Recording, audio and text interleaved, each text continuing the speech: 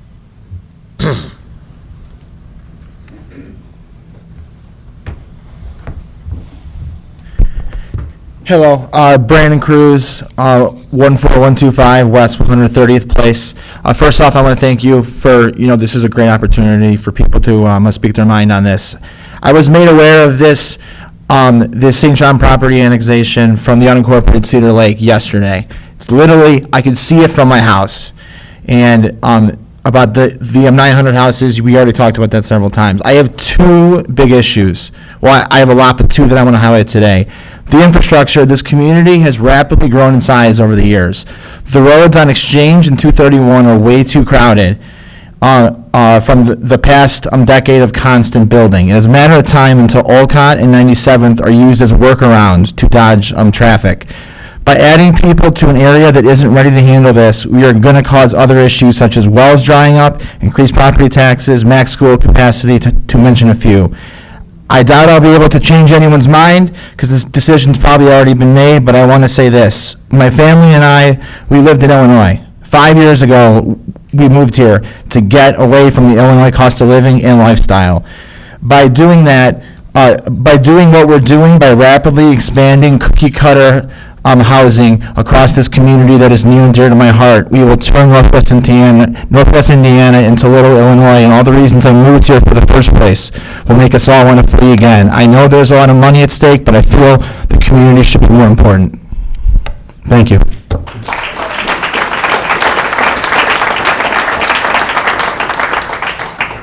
Joan McInerney? Yes. Joan McInerney, 9405 West 90th Lane. I am really against Ordinance 1870. I find it very interesting, the change in attitude of this board for most members. Jerry, I think you are always not aligned with this. But what happened from the 10 a.m. meeting earlier this month to tonight? Because at that 10 a.m. meeting, you certainly didn't give the indication that you were not for this. I agree from previous comments that the 1,000 houses is just a red herring. I fear that we're going to say, no, this isn't going to pass, but then Lawton's going to come back and ask for his 500 houses. In the last several weeks, I've listened to many of the meetings, the Water Board, the Sanitation Board, and then tonight, hearing the word blindsided. There's something gone wrong with communication, transparency among the boards and this town council. I was very surprised with the Water Board when they said that there were purchases that were made that they weren't aware of, but they were being asked to approve. I was on the Water Board, and I took that very seriously, that we needed to understand all of the expenditures that were happening, and we needed to have good communication from the town's council to make sure that we are aligned with it. And for them to be blindsided like that it's irresponsible on the behalf of the town council. I don't know if it's the town manager that should be disseminating the information, who needs to be doing that, but clearly it's not happening. And that's very concerning. Transparency, I'm not seeing it. Truth, I'm not seeing that either. I hope that you continue down the path with rejecting 1870 and that you pull yourselves away from what you're giving to Lawton.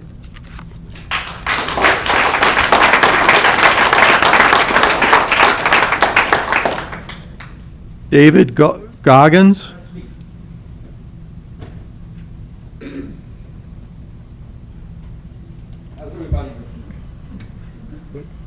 Better days. I'm like everybody else, I'm against this. Something interesting that just struck me, if somebody's well goes dry on the Illinois side, will the town be responsible for that too? If we drill 4 wells down there? You just said it would be responsible on the Indiana side. Everybody from Illinois is moving over here, and we all know that. Let's slow down. I wouldn't even consider this. Thank you very much, and our police department and fire department does a great job. Thank you very much.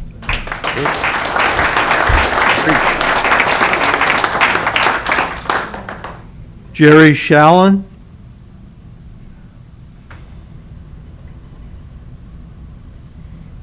Jerry Shallon, 12095 Oakwood. I didn't come here to speak, but I have to. Word keeps coming up, John Lawton. I don't know why the board keeps dealing with this man. Years ago, he wouldn't work with the town. The town connected into a sewer, and he bullied him with $1 million lawsuit to get zoning changes, or he would sue him. He won't work with the town over a sewer, but the town wants to work with him over all this other stuff. I don't believe it. $1 million lawsuit, he bullied the town, he bullied the town council for zoning changes on the land he was working on. I don't know, Jerry, you remember it.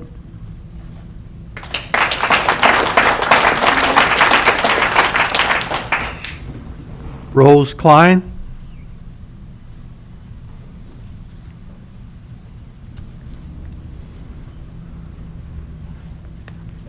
Rose Kleiny, 12515 Calumet Avenue, Cedar Lake, Indiana. Yes, I'm from the unincorporated area. I would like you to really seek outside counsel advice in regards to Code 36434. I really believe your version of that is incorrect, because I have talked to several legal counsels in regards to that, and they continue to tell me that what you're proposing is not correct. It's actually not legal. I think you need to listen to somebody besides your Tim Oach, which we all know represents Mr. Lott, and you need to look at that. We're prepared out here to organize. In fact, we've started. We're very much prepared to seek legal action if we need to. So I'm putting you on notice, so you know. We're not going to take this sitting down and laying in bed. We're prepared to deal with this. Thank you, and I really thank you all for taking and listening to us last meeting and taking that into some consideration in your evening. Thank you very much.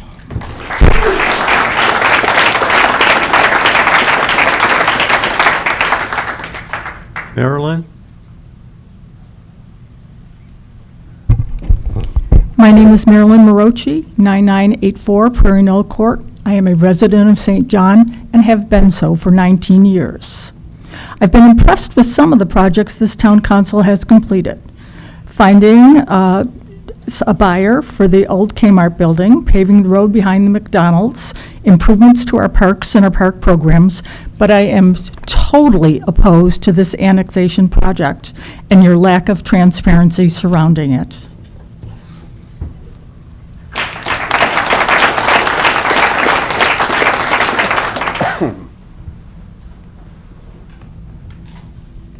Patricia Chorba?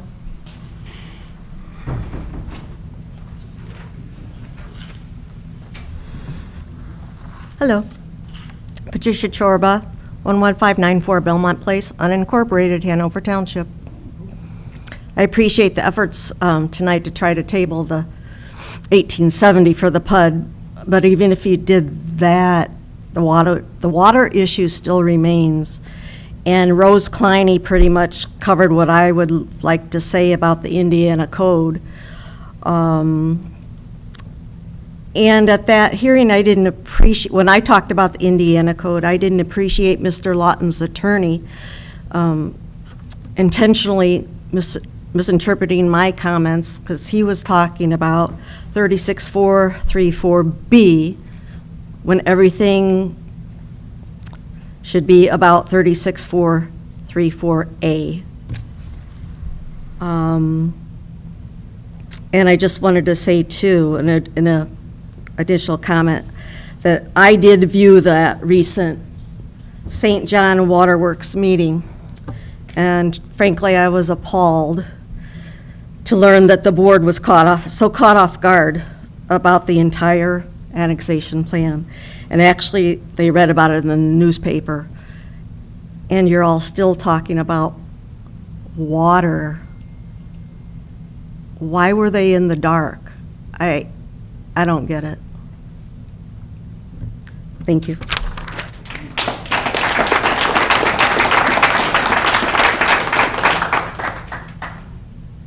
Denise Raduans?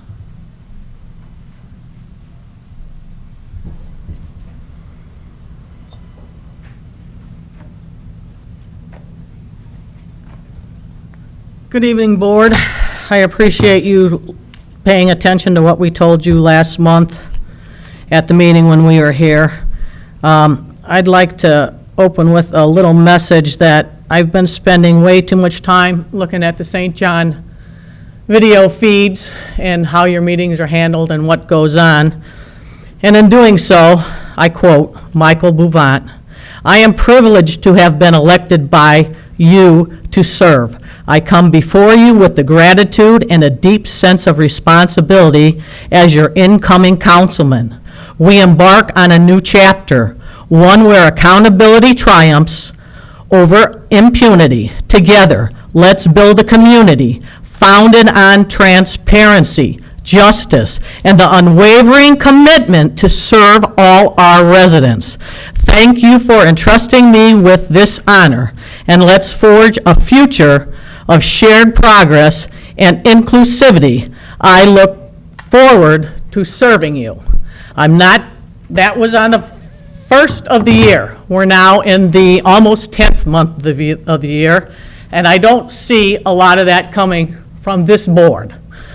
I do appreciate you today trying to accommodate us, but let me say, and I don't need to reiterate, I think you're all well aware of the Hanover Township's position.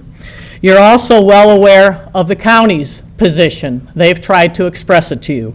You're also aware of the state's position. They have tried to express it to you. And yet, your attorney has said nothing. Only Mr. Lawton's attorney from Indy misled and lied to us about certain issues. Residents, your water board is, well, they've talked about that, so I won't even talk about that. When I watched that meeting, I could not believe my eyes. All of this for one developer, one man, very wealthy, against several thousand residents, both in unincorporated and St. John. This project is not doable, and the expense will fall back on the town of St. John and the residents of Lake County. I've been to 5 meetings already in a month. For what? So this board can decide my future, my family's future, 2,000 other people's future, and tell us what we have to accept from the town of St. John? Rose is right. We're organizing. We're ready to fight. We shouldn't have to spend our money on something like this, take out our pocket, our time. It's ridiculous. All for one man. Destroy our community.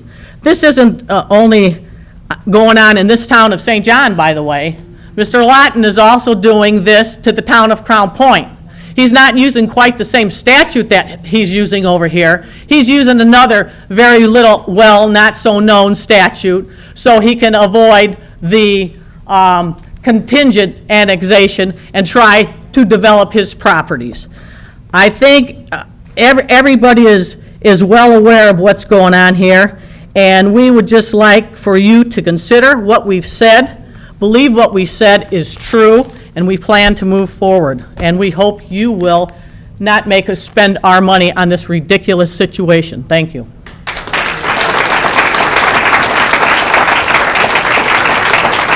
Diane Jakowski. Diane Jakowski.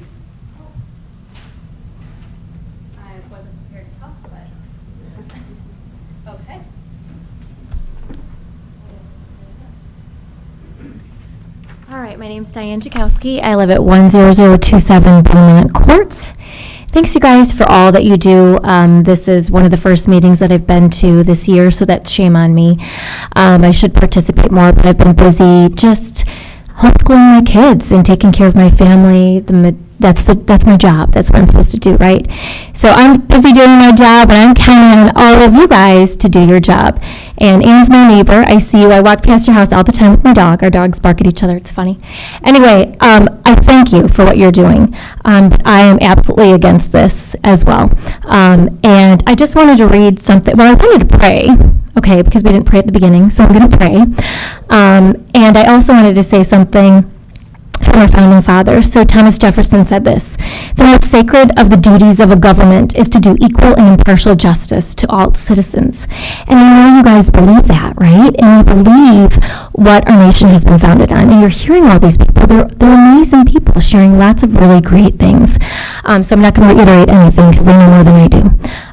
But I just want to pray for all of you to make the right decision, and for us, to come together as a community and really make St. John great, because this is an amazing community. I love it here.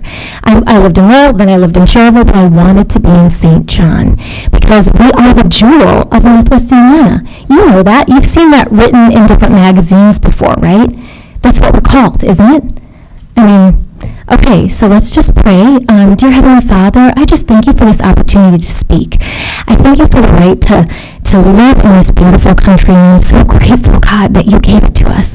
And I'm grateful for these people that sit before me, and for the time and the commitment that they put in, for them listening intently to all of the people here in this room, to these citizens. And I know, God, that truth prevails in their hearts, and that they're going to hear you, that the Holy Spirit is going to move, and that they're going to be transformed by what you have to say, Lord God. And so I thank you for truth, I thank you for Jesus, and I thank you for what he's done for us on the cross.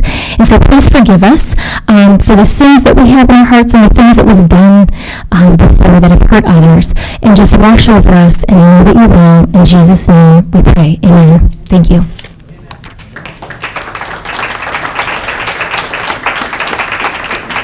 That was all I had for the public comment. Was there anyone we missed that maybe did not sign in that wanted to speak? Matt?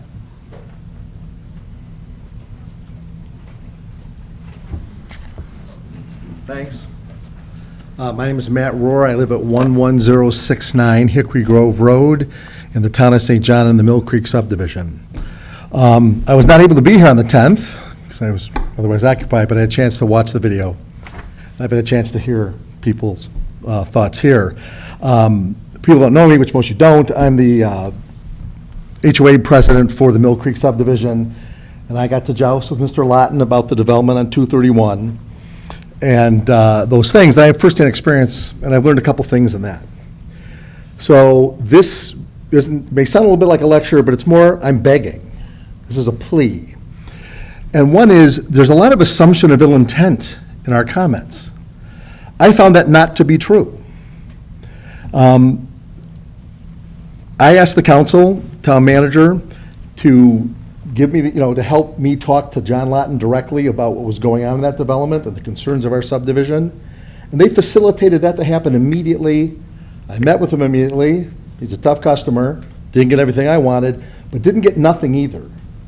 And part of the reason that worked is because I put anger aside, I put my fear aside, put the name calling aside, and said, let's try and work on this together. And that was also the encouragement of this town council to me and to John. Okay? The enemy's not sitting up here. The enemy's not sitting out here. I'm also against this development, by the way. I think it's too much too soon.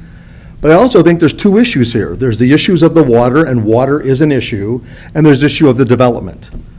And that, I trust these people to sort those out in a way that's best for us. And you are looking 20 years down the horizon, and this is a tricky thing. I came here, I'm an Illinois refugee, sorry, but I came from Naperville, where I lived for almost 30 years, and we went from about 80,000 people to 150,000. So I've been in a million of these meetings, millions of issues, and I've met developers that have a horn and a tail and they got red skin, and all ones that don't, okay? But my plea is, don't assume ill intent. Stick to the facts.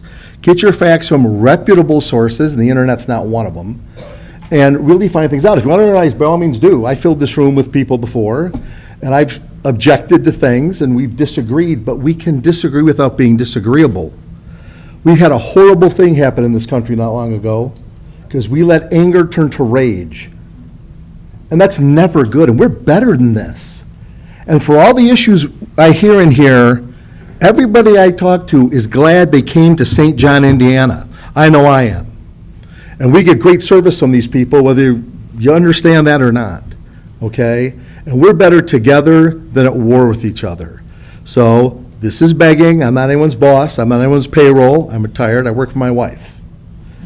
She's a good employer, and it's on tape, right? So I got covered.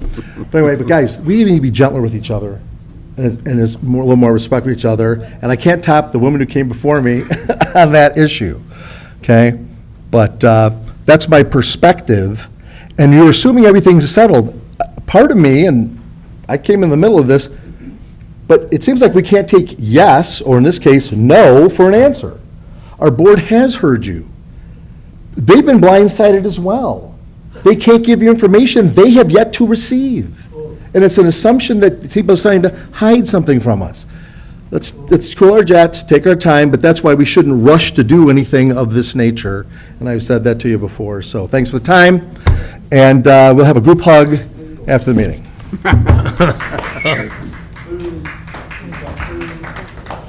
Was there anyone else that wanted to speak?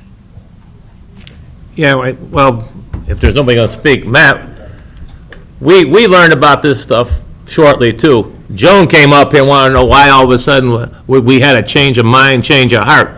That's what happened. We're seeing the same thing you are. And we're not happy, as you've seen today, what we did as a town council. Well, you can smile back there, that's fine, that's cool, but that's the truth. Thank you. We're gonna move forward then. Can I say one more thing? We keep getting hit with referendums for our schools out there. There's no industry out there, so the more they build out there, it all falls back on the homeowners. You understand? Does everybody agree with that? Yeah. Hanover Township? So, that's all I have to say, but every couple of years, we keep getting hit. The more they build, the more they build. Thank you. Thank you. Wayne, since you made reference to my name. Well, you brought it up. I know, I appreciate that. And if you, wait a minute, if you didn't want me to mention your name, I apologize. No, that's fine. No, I'm just saying, did you not read the ordinance? How were you surprised at that meeting last month? Okay, you know what? If we could, please, just hold on. Because I didn't have the drawing. I didn't see all that. Then shame on whoever was supposed to provide that information to you in adequate time for you to be able to look at it, contemplate it, and respond. Then you should have been very vocal like Jerry was tonight and said, I was not given adequate time to review this, and we should stop discussion now. That's on you. Those reports will go to those departments for the water and sewer. They're gonna have a chance to do it. We're just not gonna just pass it. They have to look at it. They have to okay it. All right, thank you, everyone, for your comments.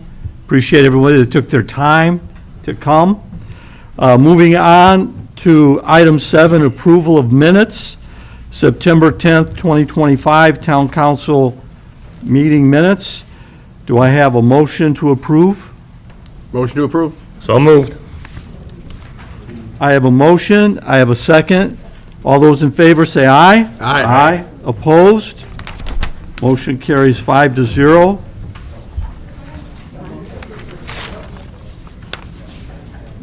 Item 8, agenda items, financial matters of the corporation. 1, request to purchase.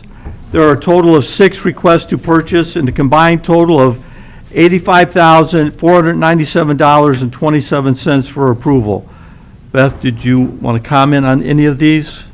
Sure. Your first RTP is for Al Warren. It's for unleaded fuel in the amount of $15,092.76. Your second RTP is also to Al Warren. This is for your off-road diesel in the amount of $4,189.73. Boonder Electric, this is for street light repair in the amount of $4,488.63. Gerber Chevrolet Highland, this is for 2 Chevy Trax for the HFI program, that's from our fire department, $55,911.06. You have Image Trend, which is our annual EMS billing software for $15,373.42. Image Trend again for annual fire reporting software for $5,534.43. Thank you, Beth. Do I have a motion to pay the request to purchase for $85,497.27?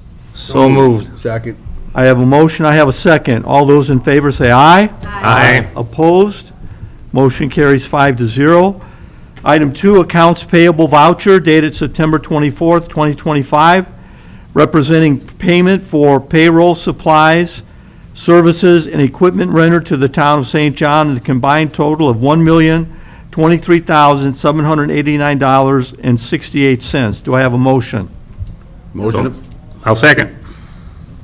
Jerry, Get over them. did you have the motion? No, I think over there. Hey, And I Wayne think has a Ann- motion? I think Ann gave the Ann got support. the second. I got the second. Okay, I have a motion, I have a second. All those in favor say aye. Aye. Opposed? Motion carries 5-0.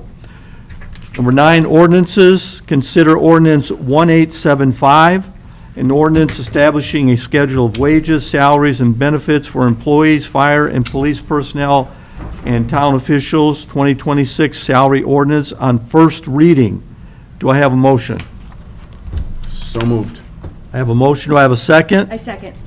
I have a motion and a second. All those in favor say aye. Aye. Opposed? Nay, I just received this now. I didn't even get it in my email. It wasn't attached. So this is the first I've seen of this, so, Okay. All right, it's first reading too, Jerry. okay. Seems like we got a communication issue. 4 aye, 1 nay. Item 10, Town Council action. A, consider agreement with First Group Engineering for CCMG fiscal year '26 design and bidding assistance. Do I have a motion? So moved. Do I have a second? I second. I have a motion, I have a second.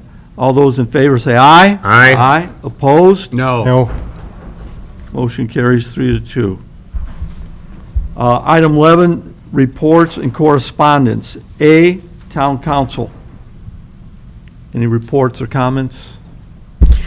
yeah, I would. I'd like to just thank everybody for coming out here tonight. For those that came to speak, I appreciate it. For those that came and did some research, a lot of the things you said were very accurate. So I thank you for that. I'd like to thank Diane for her prayer, because that was appropriate as well. One of the comments was the lawsuits that the town has been into, and with the developers. And I think when the town acts quickly, instead of doing their due justice, they kind of make mistakes, and some of the developers will take advantage of that. So I would just like to know and let you guys know that in the past, that's the kind of stuff that happens when you act quickly, and we just need to take our time to go through stuff. And that's all I have, Mr. Chairman. Thank you. Thank you. Anyone else? Yeah. I've listened to everybody. I reiterate what it is that Mr. Sweat said. Glad everybody kept decorum, myself included, and it's very good to hear from people, and whether or not you believe it or not. And I love a good conspiracy theory, the much as anybody else does. Unfortunately, there really isn't a conspiracy theory here, a hug or no hug. But what I do want to ensure the people of St. John, not necessarily those from Cedar Lake, although, or unincorporated right now, but I was elected by the people of St. John. And it is, I believe, our responsibility to look forward 5, 10, 15, even more years ahead. And this town will continue to grow, ladies and gentlemen. Whether you like it or you don't, it's going to happen. People have property, they own it, they're going to be able to build and develop on it. It's going to happen. It's happened everywhere that you look. We can't keep them from doing it. What we can do is try to keep them responsible, which is what we tried to get out in the beginning of our meeting with regard to the proposed development. I stand by my statements with regard to the water and procuring more water, because if this was torches and pitchforks, the number that would come out if you didn't have water or couldn't sprinkle your lawns or fill up your pools, or proceed as the way you do in the summertime because you don't have water, I would see a much larger crowd that was a lot more violent. And that might not come this year, certainly won't come next year, but it could possibly come. We live in an area where we're south of the watershed, and we will not get Lake Michigan. We have to continue to find aquifers, we have to continue to find sources of water. And my duty as elected was to represent the people of St. John and their kids and moving forward. I don't plan on moving anywhere, and neither do my kids, despite the fact that they're in the Army and they come back. They need to have water too, and so will your kids if they plan on staying here. So I stand by what it is that I say about representing those people and representing the fact that we have to look much farther ahead than just the current situation of well 8 and 9 in order to ensure the prosperity of this town. As it grows, as you've heard before, is growing at the fastest pace, if not one of the fastest paces in all of Indiana. And because of that, we have to plan for the future. I find that people can often be myopic, short-sighted in their way of thinking of how things are going. I think you've heard from us. We disagree with the density and what's going on there. I do not disagree with finding water and continuing to find water and to preserve water for us, our children, and their children. And that is the way I will continue to vote. Thank you.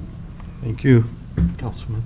Yeah, I'd like to say that the first reading of 1870 was approved tonight, 5-0, and Jerry voting in favor, and we didn't get that map with that density until October 10th. So I apologize, but that's, I'm sorry, September. But anyhow, with Mr. Jorgensen talking about water, I worked for the town for 16 years, and they have continually looked for water. If you go on 102nd and White Oak, there's a well that they drilled there. It didn't come out good. Heartland Park, another one that they drilled, not good. It produced 500 gallons a minute and a lot of iron, so that wasn't good. If you go over to Gates East, there's probably 2 places there that they drilled, wasn't good. So 8, 9 came around, they got that. You just don't find water in the, we're gonna drill here. They do a trace analysis, and that's where all these intersecting lines come, where all the lines come together, where there's a lot, that's a good place to put a well. So it's hard to find, as Christian said, and we're always looking for water. And when that water came up with the annexation, well, that sounds good, but then you hear everything else with all your complaints and your wells. I understand that, so, but we voted on that tonight, so that should be good. Anyone else, Council? You gotta vote again, but yeah. Well, yes. It was symbolic. Yeah. I'd just like to comment that I was truly grateful for this council as far as like with the resolutions for the Aaron Antmeyer family. Very honored that they came tonight and recognized them. Extremely moved. Really didn't know Aaron personally, like some of you, the other police officers, but to go to the wake, the funeral, and I love the St. John Police. I love all of our police officers. I love the bond that they have, the way they support each other. They do such a phenomenal job. I appreciate everyone here supporting those resolutions. I want to thank our town manager, our clerk treasurer, for the tremendous work that they have done on the budget. Beth, I mean, that we can stay and maintain. We appreciate all that you do. Baker Tilly, and I know we're still looking at stuff, Jerry. We're still a work in progress on that, but that is extremely important. So I just appreciate that we can and do work together. Thank you all for that. That'll be it for the town council. The town manager is in training. He has had to step back out. Clerk treasurer? No, just again, as you guys you have a month now to review the budget. If anybody has any questions that I can answer, you know where to find me. That's all I have. Thank you for that. Moving to item 12, adjournment. Motion to adjourn. So moved. I have a second. I second. I have a motion. I have a second. All in favor, say aye. Aye. Aye. Opposed? Nay.